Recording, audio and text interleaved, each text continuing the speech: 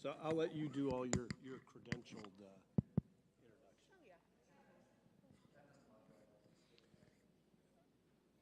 Mr. Chris, are you ready?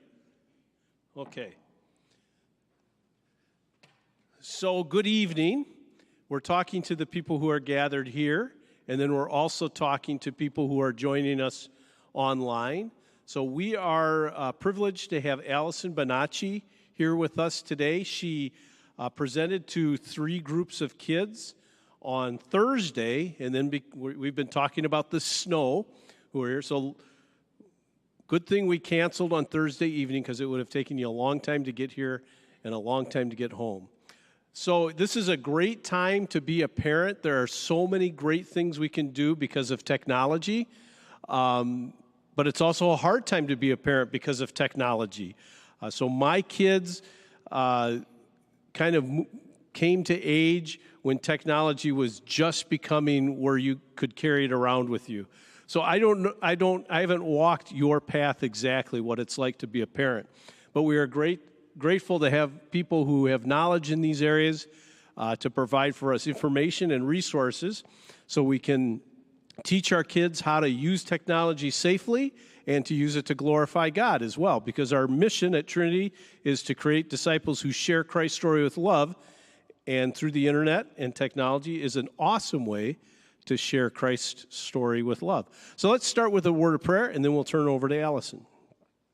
Dear Lord, we thank you for this evening. We thank you for the opportunity to meet in your house to talk about a very important subject. Lord, as we've mentioned, you can use technology for wonderful purposes to get your gospel message out to all places across this earth.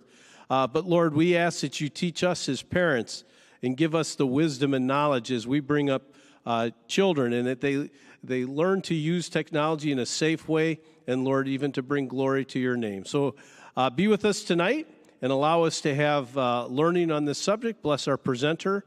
All this we ask in your name. Amen. So if you join me in welcoming Allison. Thank you. Well, tonight, I'm so glad you guys came out, and hello to our crew that's watching online. My name is Allison Bonacci. I'm with Cyber Safety Consulting. As Mr. Volkert said, I was here with your students just the other day, and it was really a pleasure to be with your groups here. They were very well behaved, and trust me, I don't say that at every school that I go to, definitely not. You know, in this past few years of the pandemic, we have seen really an uptick in students gaining more access to technology, and we know that they've been handed devices at a younger age than ever before. So those are the things we're going to be talking about tonight. Now, if you have any questions, we're going to go ahead and save those to the very end of the presentation. I'll be more than happy to answer your questions at that time. If you want to talk to me about something privately, I'm happy to do that too, or you can go ahead and contact me here. So this is me. That's the fam. I'm actually a mother. I have 3 children, so I deal with this struggle every single day, just like you as a parent. I'm a cyber safety consultant. I've actually been presenting to school groups, different strategies, and really students, parents, educators, administrators, for over 11 years now. So it's really a passion of mine, cyber safety, and I love to be able to protect students. And one of the really best ways to do that is to talk to you, because you guys are the first line of defense.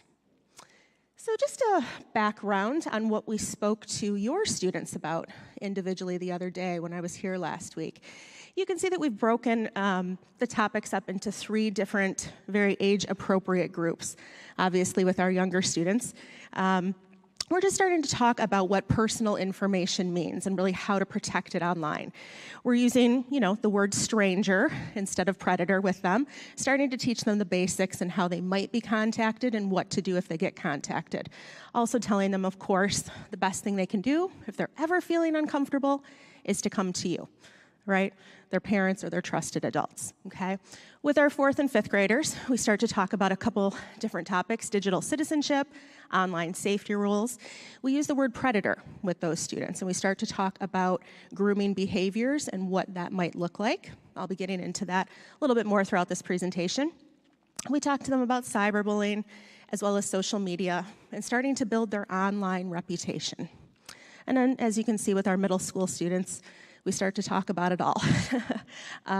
Digital citizenship, their digital footprint, overexposure on social media, which a lot of them are starting to deal with and see every single day. Predators and online friends and the difference there. Cyberbullying. We talked to those students about sexting, what that means, as well as sextortion. I'll be getting into that a little later in the presentation too. Cancel culture, social media and online reputations, and of course, technology addiction. So these are the topics that we discussed with the students. We had some good Q&A after the presentations. The younger grades had a lot of questions. The 6th or 8th graders, I think they were a little tired that morning, or just were maybe a little timid, too afraid to speak up and ask. But hopefully, I mean, my hope is certainly that they came home and asked you if they had a question. We are always encouraging students that they can speak up to their trusted adult in their life whenever they feel uncomfortable about anything. And that's really what we do as a company. We think it's so important to develop that parent-child communication, that open communication, so that your student feels comfortable coming to you when they see something online that makes them feel uncomfortable. Okay, so as you can see here, Mott Children's Hospital did a survey of the top 10 child health concerns, and this was a survey amongst parents. And you can see the top 3 there: overuse of social media, bullying and cyberbullying, and internet safety. The top 3 all relate to the topics we're going to discuss tonight. In fact, I would argue that depression and suicide, as well as stress and anxiety, those also could be partly attributed to online factors too. We're starting to see more and more of that as students are gaining access to social media. All right, let's start to talk about the world of social media. Snapchat still reigns supreme. You can see it there on the top. Now, I would say, though, that TikTok is slowly probably going to take it over here in the next year. TikTok is an app that was formerly called Musical.ly. It was popular about 5-6 years ago with maybe elementary school girls doing dances and things like that, which of course made it really popular with predators too. And then right during the pandemic, they changed their name to TikTok and just absolutely exploded. Adults and students alike, we find, are using it. So really the top 3, Snapchat, TikTok, and Instagram. Are any of your students using these apps? Not yet, okay. I'm glad that we can prepare you for when they are going to be using that. And it's something that we talk to the students about too.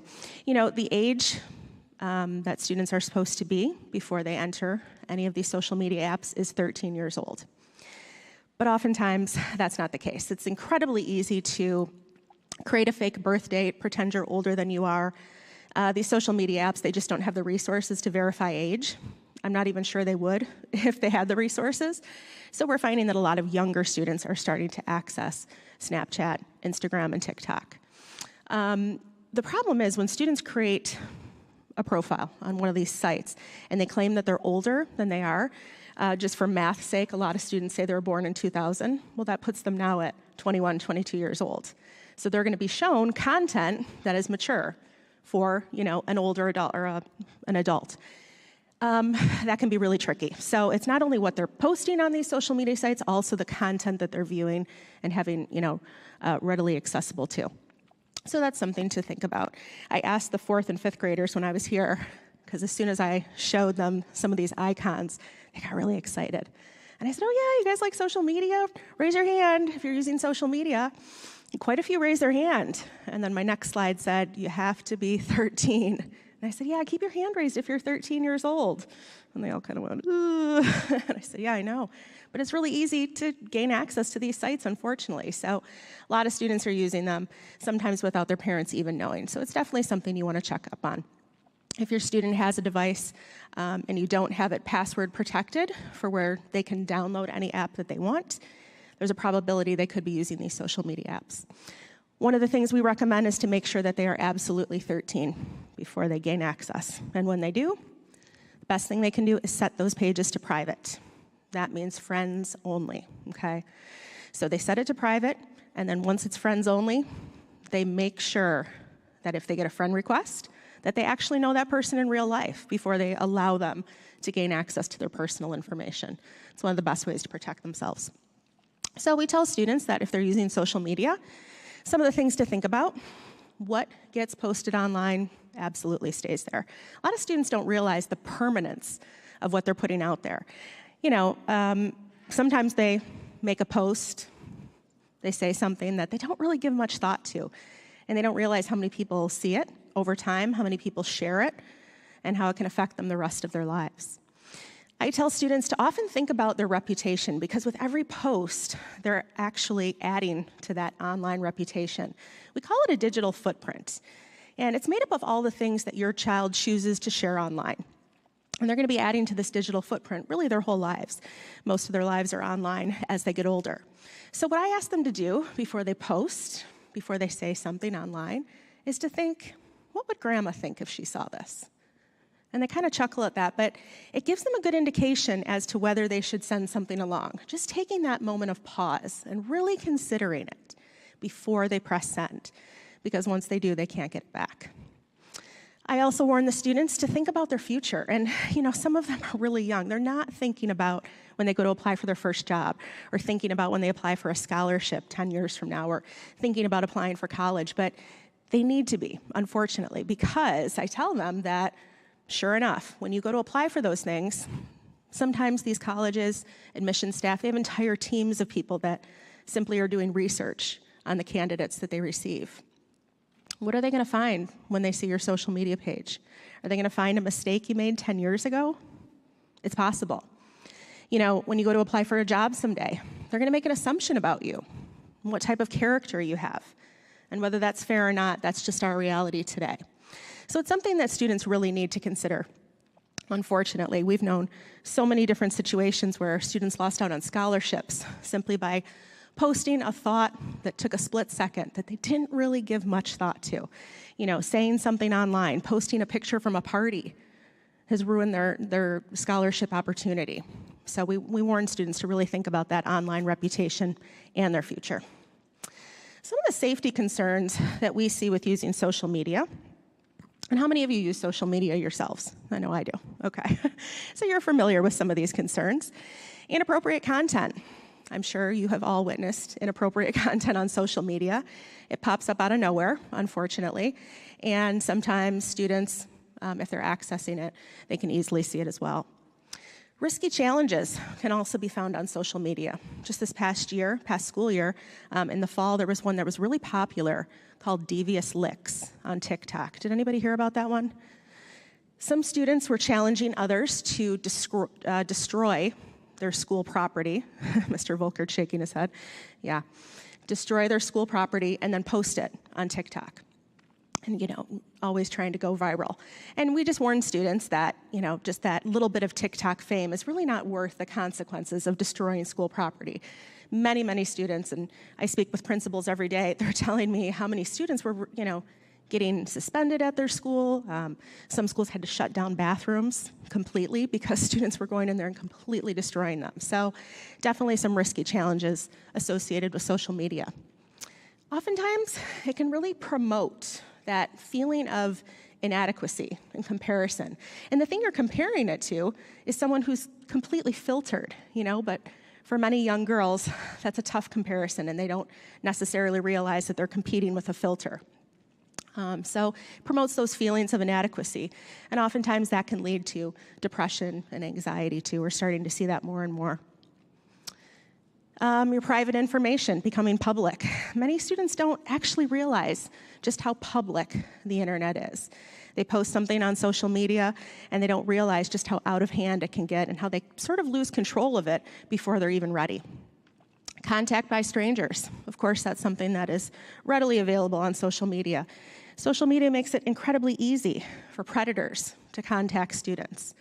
And that's something we're going to be talking about throughout the presentation today. There we go. Online predators. So a predator is essentially an older adult who's looking to harm children. And the internet has made it incredibly easy for them, especially in the last few years. Now, predator contact, I warn the students, is going to be really friendly. It's not going to be scary. It's not going to be someone who's mean to you. It's going to be someone who claims they're the same age as you or that they have things in common with you. In fact, a predator will say anything to gain your trust. And once they have that trust, That's when they're going to start to suggest things like, send me pictures, or let's meet face to face. Now, predators come from all walks of life, young or old, male or female, although I will say, I'm sorry guys, unfortunately, the majority of online predators are male. And experts say that predators are oftentimes chatting with several, up to 10 different students at once, trying to build relationships with students, and before the student realizes it, it's too late. Now, here in Michigan, I've known cases of internet predators traveling from Texas, California, Hawaii, coming to our state to meet with what they thought was an underage student. Luckily, it was actually a police officer going undercover and pretending to be a student, thankfully. But I often say predators will spare no expense to harm a child. And unfortunately, the internet makes it really easy to do so. We share a story with our 6th through 8th graders about Anna. This is a true story. Anna is a 15-year-old girl, and she was contacted by somebody after a volleyball tournament that she played in, complimenting her on how great she played and can we connect. And when someone contacts you with personal information, it already lets your guard down. It makes you think like, oh, I kind of know this person. They know me. They connected. After a while of talking, more and more and more, she thought he was a 15-year-old boy. A couple weeks later, he admitted, you know what, I'm not actually 15, I'm 18. And Anna thought to herself, well, my brother's 18, I hang out with some of his friends sometimes. That's okay. They continued to talk. She really liked him. She was hooked. They started to build a relationship, her not realizing the whole time that it was a predator. Now, he wanted to meet up in person. She agreed to it, because again, she thought she was building a relationship with a boyfriend. Right before they were about to meet, he said, you know what, Anna, I have to tell you something. I'm not actually 18, I'm 38. And when I tell students this story, they all go, oh my gosh, that's terrible. They know that's wrong. If that man had approached her ahead of time and said, hi, you played great in the volleyball tournament this weekend. I'm 38, want to be friends? There's no way she would have accepted him. But the fact that he pretended like he was her age, they had things in common, he was nice to her, that's what hooked her in, okay? She didn't see him as a threat. What I tell the students is that, unfortunately, the day before he told her that he was 38, he had asked Anna to send him a picture, an inappropriate picture, a nude photo. And she did, because she thought she was developing a relationship with someone. In that situation, he held all the power. And that's really what predators are looking for. They're looking to have that power over your child. And it might take weeks to develop, but that's ultimately their goal. Okay, these are some of the warning signs of a predator. And I ask the students to really think about the people that they're connected to when they're online, the ones they play games with every day, the ones they've connected to on social media, and start to think about those people as they go through these warning signs. Like I said, oftentimes predators will say they're the exact same age as the person they're talking to. They might ask for pictures. They might ask you to move off platform. What that means is that, let's say your student is playing a game with them online. They start to chat. All of a sudden, the predator says to them, I'm having so much fun talking to you. Let's meet over on Snapchat, because they know it's harder to trace the conversation on Snapchat. So asking you to move off platform is asking you to go to some different app, okay? They'll encourage you to go to places online that are not appropriate. They'll use inappropriate language and jokes, starting to make the student feel uncomfortable. They might give the student gifts, ask them to keep it secret from their friends and family. Again, they'll do things that will make that child feel uncomfortable. And we are always encouraging our students that minute you feel uncomfortable about something, that's your warning sign, that's your gut kicking in, telling you there's something wrong here. That's when they need to speak up to you. So we definitely encourage that. All right, I want to talk a little bit about sexting. Sexting is the act of sending sexually explicit material, either photos or videos, typically using a mobile device, most likely the phone. The thing about sexting is that it is actually a crime, okay? If the person in the photo is under the age of 18, it is a crime. It's considered child pornography. It's a felony, and it's punishable by up to 20 years in prison. Real-life students from this local area have been arrested for sexting and have faced jail time. Unfortunately, sometimes it's just a split-second decision to take or send a photo along, and they don't realize the consequences until it's too late. What police are really looking for in these situations when they confiscate phones at a school is production, distribution, or possession. So with production, that's actually taking the picture, okay? Even if you're taking it of yourself and you're under the age of 18, taking the photo is considered production. Distribution is when you are sending it along. Whether you're texting it or posting it on social media, that's distributing child pornography. Possession, that just means you have it on your phone, even if you didn't ask for it. I tell students sometimes they don't even realize it. Someone texts them, and all of a sudden that picture is on their device. That's technically considered possession of child pornography. So the best thing they can do in that situation is to let you know what's going on. Oftentimes, you may have to take the phone and turn it into the police. You may have to tell the other child's parents what's going on. You definitely want to make sure to protect your child to make sure that those photos are not found on their device. So hopefully they come to you. And that's what we're encouraging the whole time, is to step up. You know, some students tell me, teenagers, they say sending nudes, texting, that's just a part of relationships now. It's almost expected. And it's really unfortunate. A lot of students think they're just sending that picture to their boyfriend, or they're just texting that photo to their girlfriend. But they don't realize that 9 out of 10 teenagers share sexually explicit material that they receive with their friends. And as you can imagine, from there, it just gets shared and saved again and again and again. A picture like that can really haunt somebody for the rest of their life. Sextortion. It's kind of a new term. I don't know if you're familiar with it. It's basically combining sexting and extortion. It's kind of like cyber blackmailing. Now, this will typically take place with someone who was a former dating partner or someone who you've connected to online. If you've sent them a picture and they hold on to that, just like with Anna's case, now they have the power. They can say, I'm going to send this out if you don't do X, Y, and Z. If you don't send me more pictures, I'm going to turn this into the police. I'm going to send this out to your family and friends. I'm going to post this at your school. So it's extorting someone using a photo that they have previously sent, okay? Many times, students are extorted this way, and they don't quite know what to do about it. I share with the middle school students a story about Jaden. He, actually a police liaison officer told me this story. He was a 15-year-old boy, and one day he received a direct message from a girl, said she was 15. They started talking, you know the story, he really liked her, she was interested in him, she was sweet. A couple weeks go by, and she sends him a topless photo of herself. And she asks for a picture in return. And again, he's 15, and he really likes her. So he sends her one. Next day, he gets another direct message on the same program, but this time it's from her dad. And her dad is saying, you sent that picture to my daughter, you better pay me $500 or I'm going to take that picture and turn it into the police. Well, Jaden didn't know what to do. He was a teenager. He didn't have $500. He managed to scrounge some up. He paid off the man. You could probably predict what's going to happen next. Gets another message. Okay, I'll take another $500. He knew this was going to keep going on, and he couldn't get out of it at this point. This is a classic case of sextortion. So from the beginning, there was no girl. It was a middle-aged man, a predator, who took a pornographic picture of an actress who was over the age of 18 and sent it out to Jaden, hoping to hook him. And he did.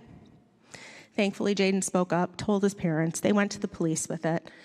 That's the best thing you can do in that situation. Unfortunately, our students are going to make mistakes online, no matter how much education we give them. And that's when we really need to step in and be there for them, okay? All right, next slide. One of the other things we talk about with our students is cyberbullying. And we actually start to talk about cyberbullying with all of our students because it's so incredibly prevalent, and it's getting more so every year, unfortunately. Cyberbullying is just basically bullying using technology. So I want to be really clear about what it is, because sometimes students get confused about it. Bullying has to be a repeated behavior. Sometimes students think that when someone calls them a name, that's bullying or cyberbullying, depending on where it happens. It has to be that repeated behavior when someone feels power over another person. Cyberbullying can happen on social media, can happen through text messaging, within group chats. We see it, frankly, all over the place online. It can happen with people you know or complete strangers. It happens a lot in gaming. A lot of students report that. So the thing about cyberbullying is that if you were bullied in the past, you could kind of get a break from it. You could go home, feel safe with your family, get a break from school if that's where it was happening. With cyberbullying, it's taking place on your devices. So essentially, you can't ever get a break from it. It's all day at school, it's all night on your cell phone, your tablet, your computer. Some students feel like they can't escape it. And some of the consequences can be really devastating. We warn our students to do a couple things if they are being cyberbullied. So here's some of the warning signs if you suspect your child might be involved in cyberbullying, even the one who's doing the cyberbullying or the one who's being cyberbullied. You might notice increases or decreases in their device use. If your child is constantly texting and then all of a sudden they want no part of it, that might be an indication that there's something going on that you might need to look into further. If they hide their device screen when you're nearby, probably means they don't want you to see something that's going on. If they avoid discussions about what they're doing on their device. If you are real excited and you go home tonight and you want to talk about all the things we talked about here today and they want no part of that discussion, there might be a real reason. There might be something going on online that they don't necessarily want you to find out about. If they become withdrawn or depressed or lose interest in other activities, probably the best place to check is right on their phone. See what's really going on, okay? We tell students, there we go. If they're cyberbullied, there's a couple things they can do. First of all, if it's someone they don't know, just kind of walk away. They have the power to control who they connect to online. And I'm really emphatic with that. I'm constantly telling them, you guys control who you connect to. If you don't like what someone's saying to you, just simply walk away. Get off the game for 10 minutes, try to go back a little bit later, get off the app or the device. Next thing is to get help. And that would be from you. Going right to the source, letting you guys know, hey, I'm playing this game, and this guy's really bugging me, or look what's happening in the group chat. She keeps saying these things over and over and over again, okay? Coming to you for advice so that you can really help them out. They have the power to block people online, as well as report them. A lot of games now have that functionality built in, and we really like those games where you can absolutely control who you connect to. If someone is not using the game or app properly, you can actually block them and take it a step further, report them right to the app so that they can investigate the matter. And lastly, we encourage them to take a screenshot of it. If they see cyberbullying taking place, we want them to take a screenshot as proof. Sometimes, in the most severe cases, it's brought to the attention of the police, principals need to get involved, and in those situations, they really could use that proof. So we ask students just to take a simple screenshot of it. Most of them know how to do it. Take that screenshot and kind of hang on to it in case it ever goes further and gets investigated. All right, I want to talk about some of the things that you guys can do at home to protect your students when they are online. One of the things you can do that's completely free is install Google Safe Search. And you can put this on all the different devices that your student might access within your home. Desktop, laptops, mobile devices. This is going to make it so that mature things don't pop up when they do a search. Sometimes students do really innocent searches online, and all of a sudden, the results they get are not so innocent. So this is going to help in that regard. Google Safe Search. Yep. YouTube Restricted Mode. This is also something that you can go ahead and install on your devices where your students are accessing YouTube. And what this is going to do is kind of filter out pornographic images, again, mature content that you don't want your students to see. Screen time functionality is a great resource on iOS or Apple's devices. You can go in as a parent and be connected right to your child's device, and you can kind of decipher some different sites that you might want to block. So we encourage you to use that functionality as well. So those would all be free to you. The next suggestion I have, if you want to step it up a notch, is to go into some parental control software, some monitoring and filtering software. There's a couple different companies out there that do it. I happen to think Bark is the best one. I don't work for them. They don't pay me to say that. I just, as a mom, think it's a good one. I use it for my kids. Keep in mind, I don't want to give you the impression that I install Bark and then I walk away and I never look at my kids' devices again. That's not what I do. But it does help. It's a parental tool that helps. It's going to alert me of any searches that might not be appropriate for my child to be searching. It's going to alert me if someone's texting my child something that's inappropriate. They have different keywords that they flag, all kinds of different things. And the Bark site is really a wealth of knowledge. What's nice about it, too, is it might send you a message saying, your child tried to access pornography at this date and time on this device. Here's a conversation starter that you can have about it. Here's some materials you can go through with them. So it kind of walks you through how to handle the situation so that you can discuss it together. I really like that feature of it. Again, that's a membership, monthly membership. This is something that I personally use as well. It is a starter phone. How many of you have heard of starter phones, any of these companies? Okay, yeah, I didn't think so. They're relatively new. So these companies came out just in the past couple of years. They wanted a way for students to have a device, but maybe with not all of the capability of a full smartphone, okay? So these 3 different companies came out with a product, Gab, Trumi, and Pinwheel. Again, I don't work for any of these companies. I just happen to think they have a good product. It might be a great product for you to use when your child is ready for a phone, when they want to start texting some friends. For instance, the Gab device, your student can call, they can text, they can take pictures and videos. They can have a GPS locator on them so you can find them, but they can't access social media. They can't have access to the internet. They can't have access to a group message because Gab knows that's where most students get in trouble. Okay, so it's a great idea to have a starter phone before your child might be ready for an actual smartphone with all of the access to everything. So these 3 different companies are doing it. All right, we often get questions from parents. How do I know what apps my child is using? You can start by simply just asking them. You know, a lot of parents feel like, well, I don't want to invade their privacy, but being that your students are, no older than 8th grade, you own those devices. You have every right at any point in time to access that child's device and take a look at what's going on it. Asking them what apps they're using. If they are using social media, we recommend that you should also be on social media. If your child's using TikTok, you should also get a TikTok account. You can follow them, you can see what they're accessing on there, you can see what they're viewing, you can see what their friends are viewing, which is nice too. So it's kind of fun because you can even say to them, I've heard a lot about this TikTok thing. Can you help me make a page? We find a lot of times that students really like the idea that they know a little bit more than you in a certain subject area, so they might go ahead and help you set that up, and they'd be really excited to do so. You can connect that way too. Take a look at that device, and if they have iPhones, you can look in the app library. If they're on an Android device, you can look in their settings. One of the things we recommend to do is to install permission so that they actually have to get permission from you before they download apps. And again, we're talking certain age groups here, up to 8th grade. That's a really good idea. Obviously, as they get a little bit older, they're going to grow with technology where they can start to make some of those decisions on their own. But in those younger years, it's best if they come to you if they want to download an app, and that way you can make some decisions about it. The best way to learn about apps and games is simply just to do the research yourself. Go ahead and Google it, pros and cons of this certain app. It'll walk you through it step by step.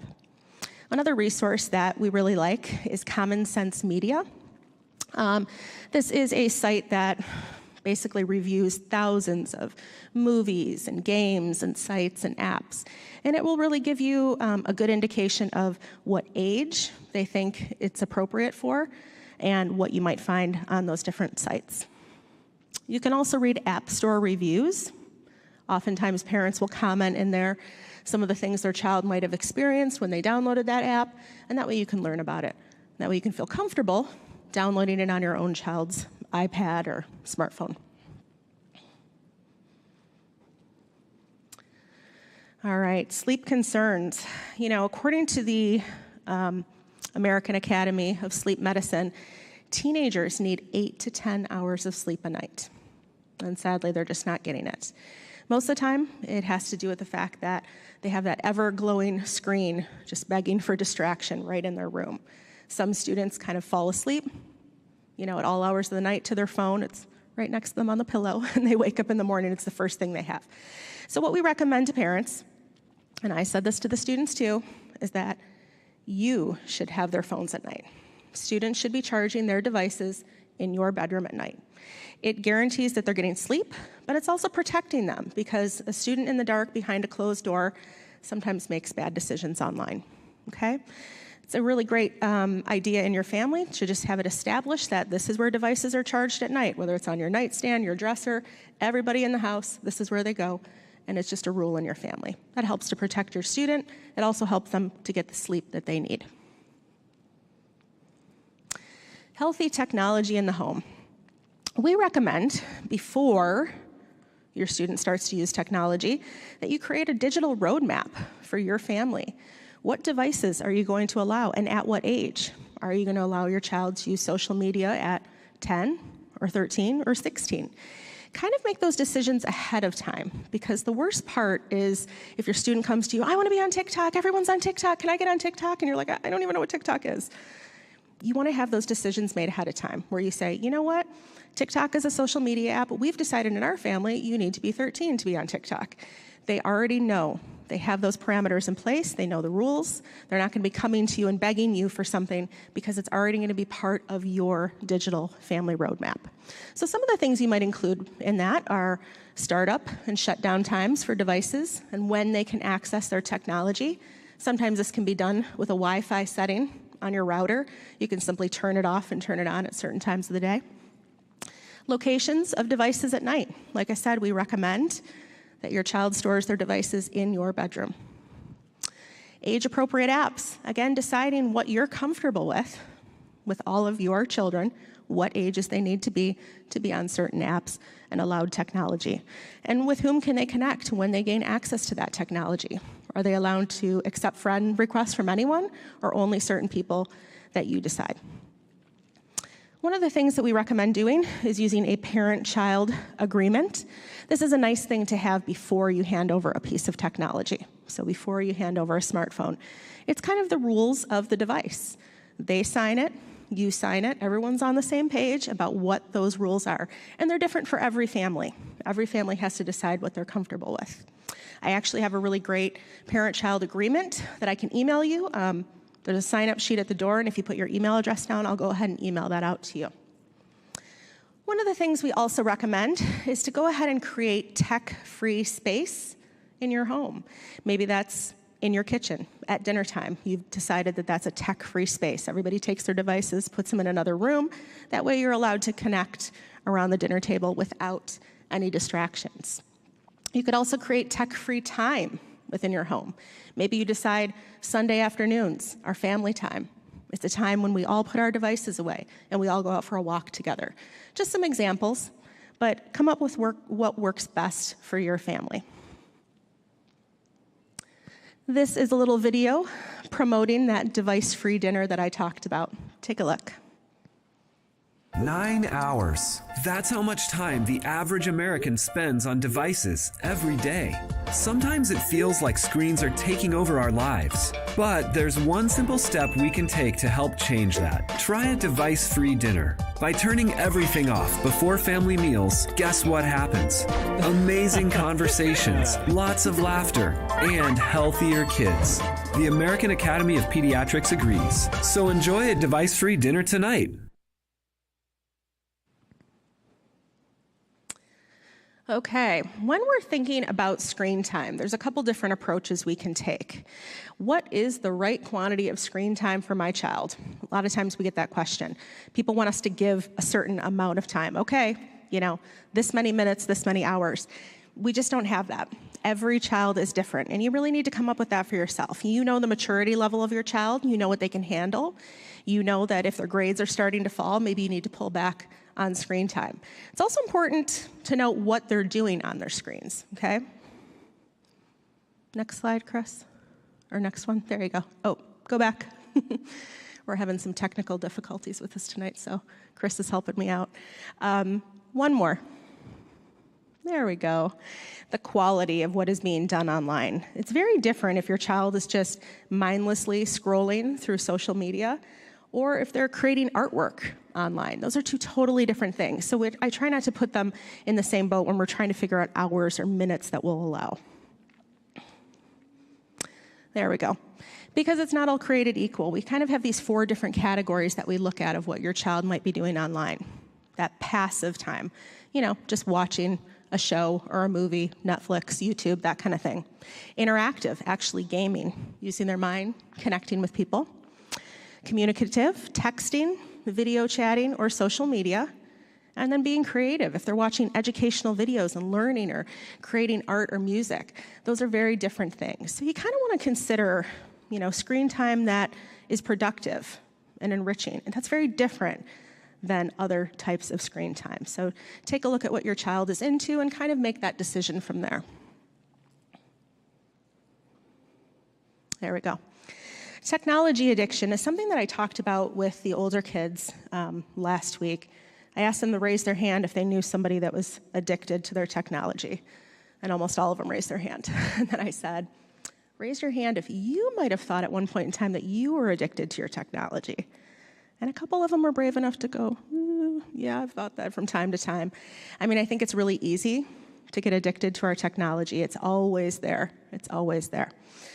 A lot of students feel that pressure to constantly be responding to messages, to constantly be responding to text. Some students have told me that they feel like when their friend posts something on social media, if they don't respond and like it and comment on it right away, well, then their friend's not going to do the same to them when they go to post. And it's all about the likes. It's all about the interaction. So they feel this constant pressure to really keep up with that. One of the things that they can do to kind of limit that is to pay attention to those screen time habits and the usage. Some of the different devices and smart phones out there, they'll actually give you a readout of how much screen time you're using per week. Do any of you currently use that? I do.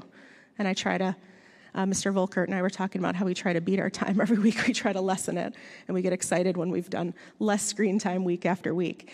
We have a curriculum program with some students, and we challenge them to write out all of their screen time, see what it is for the first week, and then to actually minimize it week after week after week.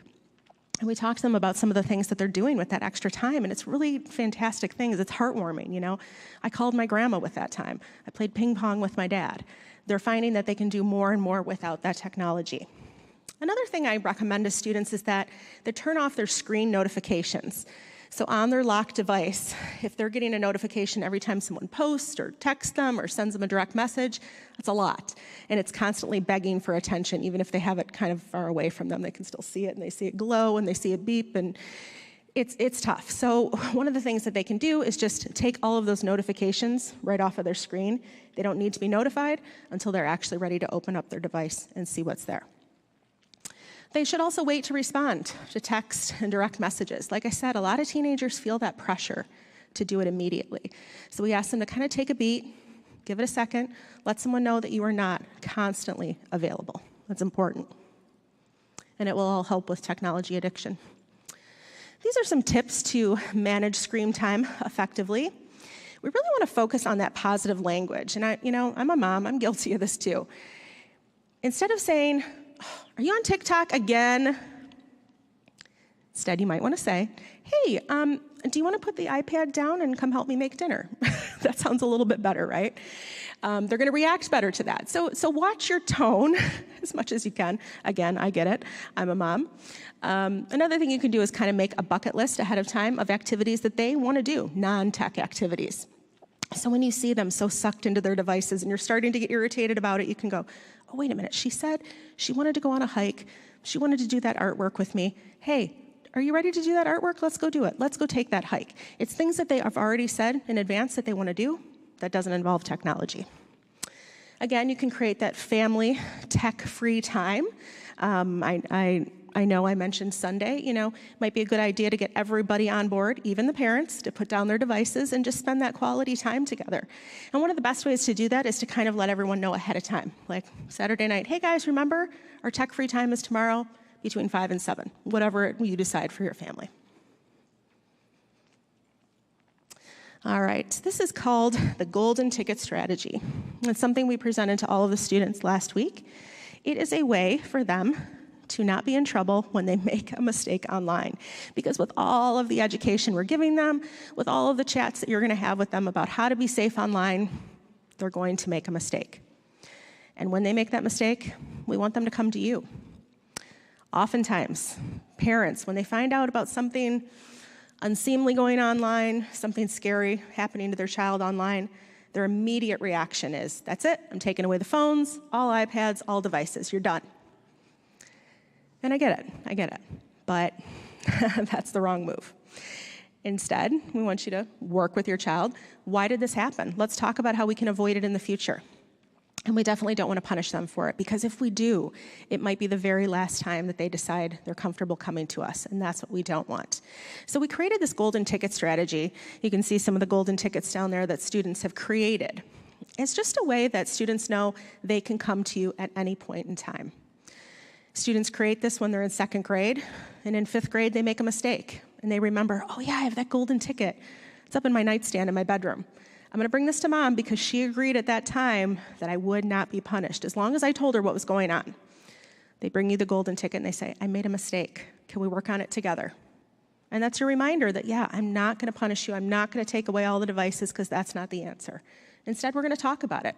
We're gonna talk about why it happened and what we can do in the future to make sure it doesn't happen again. These two things look quite similar, but they're very different. One 100-minute moment, 100 one-minute moments. A lot of parents think that they can have that one big conversation with their child about online safety, and then they're good to go. But that's not actually the case. We would prefer 100 one-minute moments of conversation rather than just one. Students need constant reminders. They need reminders about predators and what that contact might look like. They need reminders about how to stay safe online. They need reminders about what cyberbullying looks like. Really great ways that you can have these conversations are when you see things happening. Take a look at your child's group chat, especially if they come to you and say, my God, do you believe how mean this girl's being to this other girl?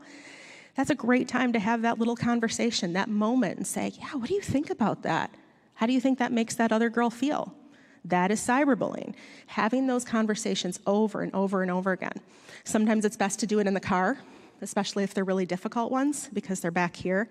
And sometimes it's easier to not have that conversation face to face. They're still hearing the message, but they're not necessarily embarrassed when you start to talk about sexting and some of the consequences of that.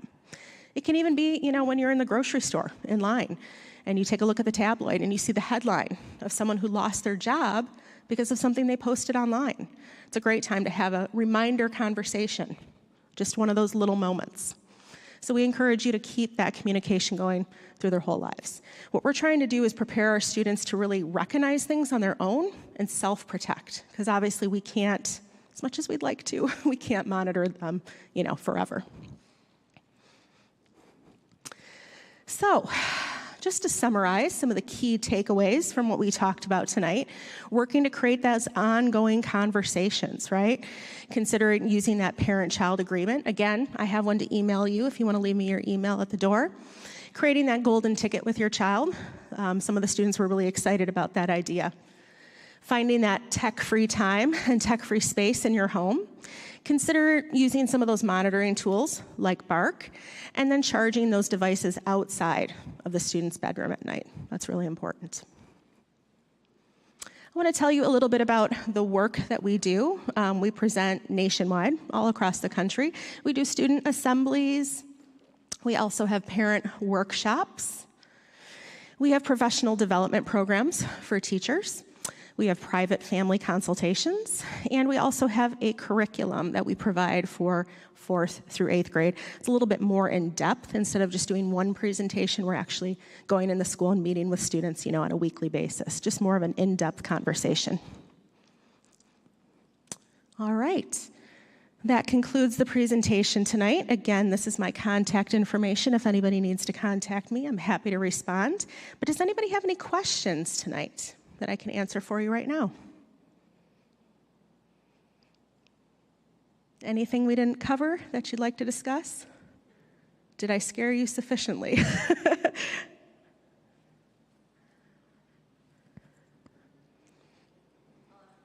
Sure. So you were talking about some of the dangers of somebody holding the power, saying, I've got this photo and I need you to do this or send me money. I've heard of that happening with like trafficking too, and I know it's different yet related. Sure. Do you ever see the online component transfer over into an actual trafficking situation? Yeah, unfortunately I do. Her question, you might repeat it, yeah. Her question was about trafficking, and I'm really glad you brought it up, because I think people are really oftentimes misled about what trafficking really looks like. It's not necessarily, we're talking about human trafficking, child endangerment, it's not being taken from Target, it's the student oftentimes going of their own free will, and then being led into a situation that they can't get out of. So unfortunately, we do see it, and it can start as sextortion, like you were talking about. They have that picture of you. They start to make demands, and it might not be just, oh, send me more, or I'm going to show it to your parents and your family and your church. It might be, show up this weekend at this hotel, and then you're free to go. It might be one of those situations. We've seen that over and over again, unfortunately. So I think a lot of parents are scared about their child being taken into a human trafficking situation in a kidnapping sort of way, but oftentimes what we hear from police is that these students are going of their own will. They're being asked to go, and they are, sometimes because they're scared, because that predator holds all the power in that situation. Yeah, it's a pretty sad story. Any other questions?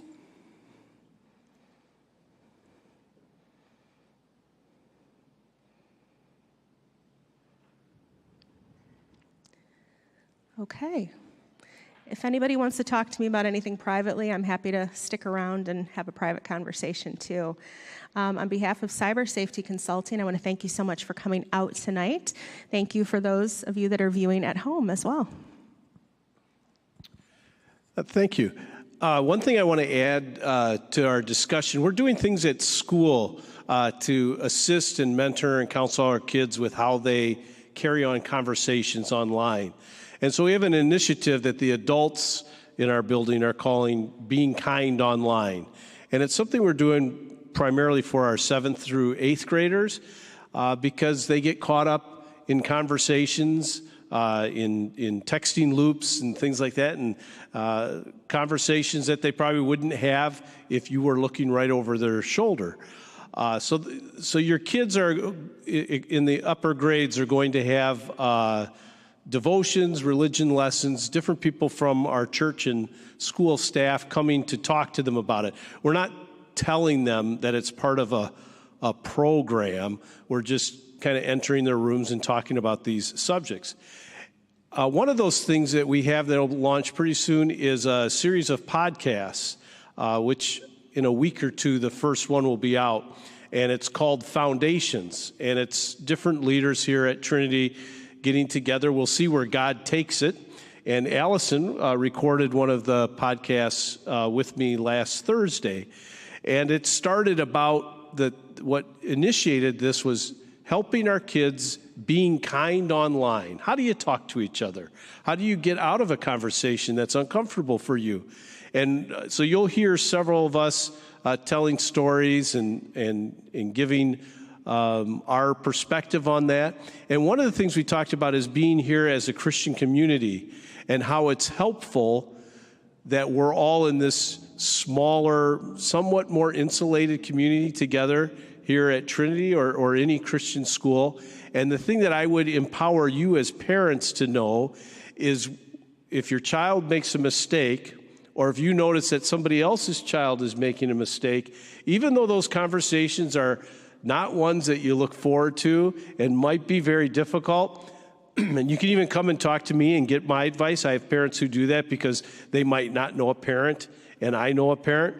But more often than not, that parent wants to hear from you.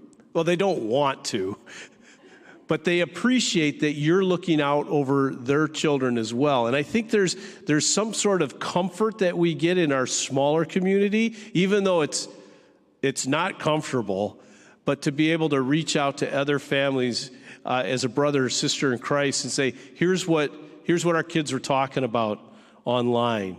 And each situation is different. Each one has its own complexities and facets. But we had a podcast that talked about that topic specifically. So thank you for being here. Blessings to you as you parent during this time. If questions come up later, you have Allison, who's an expert on this subject. I like some of the resources that she talked to us, like Bark and other things that I wasn't familiar with that specific one. So ways that you can help your child. One of the other topics we talked about in our podcast, not that we have all the answers, but that you know that you're not alone on these topics, is how you keep your relationship with your child and not make them think that you're always looking over their shoulder and they feel they have no privacy. So those are some of the topics that we have. So when that comes out, if you listen to it and you want to share it with other people, or if you think, wow, here's a topic I would like you guys to include, we'd be more than happy to do that. So thank you for taking a bit of your evening. I'll close this in prayer, and I would bet that if you have something private you want to come over and talk to Allison about, that she would be happy to talk to you. So let's bow our heads. Dear Lord, we thank you again for this evening. Lord, most of all, we thank you for the gospel message that applies to people out in the world, but it also applies to us in this room, Lord. And we thank you especially for forgiveness, for what you did on the cross, how that covers all of our sins, and it covers the mistakes that we make and the mistakes that our kids make. And Lord, that through your blood, we are washed clean, and you see us as your perfect child. So thank you for that, the gift of mercy and grace and forgiveness that you have. And let our kids have the boldness and the courage to tell other people about that, so people will know there's something different about them because they were first loved by you. Amen. Okay. Have a great evening. Thank you.